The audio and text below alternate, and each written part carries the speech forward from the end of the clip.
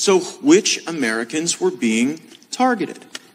Now, August 2nd, 2022, a media organization obtained a copy of a document which whistleblowers subsequently authenticated to the committee that is styled the FBI's Domestic Terrorism Symbols Guide on Militia Violent Extremists. Mr. O'Boyle, are you generally familiar with that guide? Yes. And that guide identified certain things that made people more likely to be deemed a threat or terrorists, didn't it? Yes. And wasn't one of those things just the number 2 and the letter A next to each other? Yes, it was. And in your experience as a law enforcement official, does putting the word 2 or the letter 2 and A next to each other make someone more likely to be violent or law-breaking? No. And if someone signified the right, that they support the right to bear arms, was that also something in the symbol guide? Yes. And how about, this one really got me, the Betsy Ross flag. Was the Betsy Ross flag in the terrorism symbol guide? It was. And what about the Betsy Ross flag makes someone more likely to be a violent extremist? I wish there was a reasonable explanation for that question. There isn't. And people blew the whistle and said, this stuff is crazy. Americans are being targeted. Mr. Friend, you ever been to a school board meeting? Yes, I have. FBI ever sent you to the parking lot of a school board meeting? Yes, they have. And in the parking lot of a school board meeting where the FBI sent you, you were taking down information regarding people's license plates. That's correct. Now, it wasn't the first time you'd been to a school board meeting, was it? No, I went on my own as a private citizen. As a parent? Yes.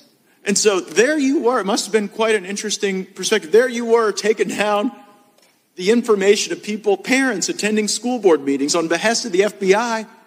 And you had been one of those parents at a school board meeting. How did that feel? Well, after I attended privately, my colleagues teased me that they were probably going to start investigating me. You used to go after the worst of the worst, didn't you? Yes, I believe so. You went after people who looked at child porn? Yes. People who were sexually exploiting children? Yes. And then you were in the parking lot of a school board meeting, taking down the information of parents. What happened to the cases that you were working to protect our communities from the worst predators that exist? I was told they were not to be resourced, and then after I was suspended, they were handed off to local law enforcement. Wow, so the FBI just decided it was more important to have you in that parking lot of that school board meeting than getting the worst of the worst away from people that they could harm. That's correct. But you deserve the consequences you are getting, according to the ranking member. Mr. O'Boyle, the ranking member said that when people break the law, they deserve the consequences they get. And it doesn't matter that they served in the military. So what law did you break before the FBI packed up all your stuff and moved it across the country to Virginia?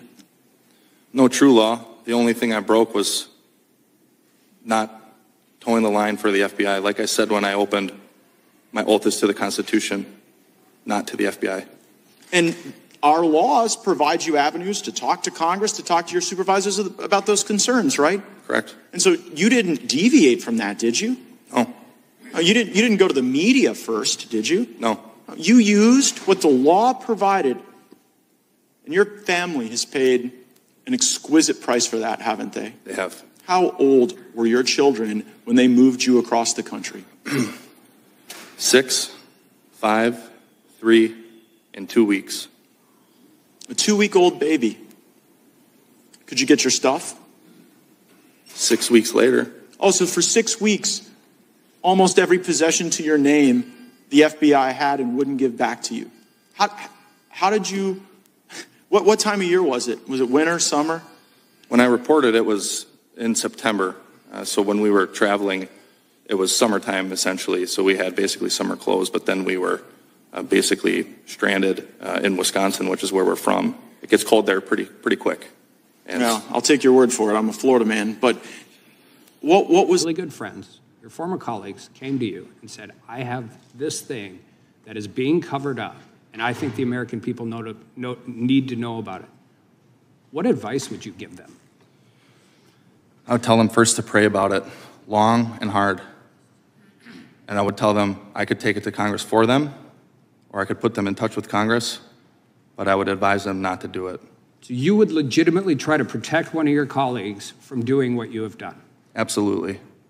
And how do you think that solves being able to shine light on corruption, weaponization, any kind of misconduct that exists with the American people? It doesn't solve it. But the FBI will crush you. This government will crush you and your family if you try to expose the truth about things that they are doing that are wrong. And we are all examples of that. I can't think of a more sobering way to end a hearing. I yield back.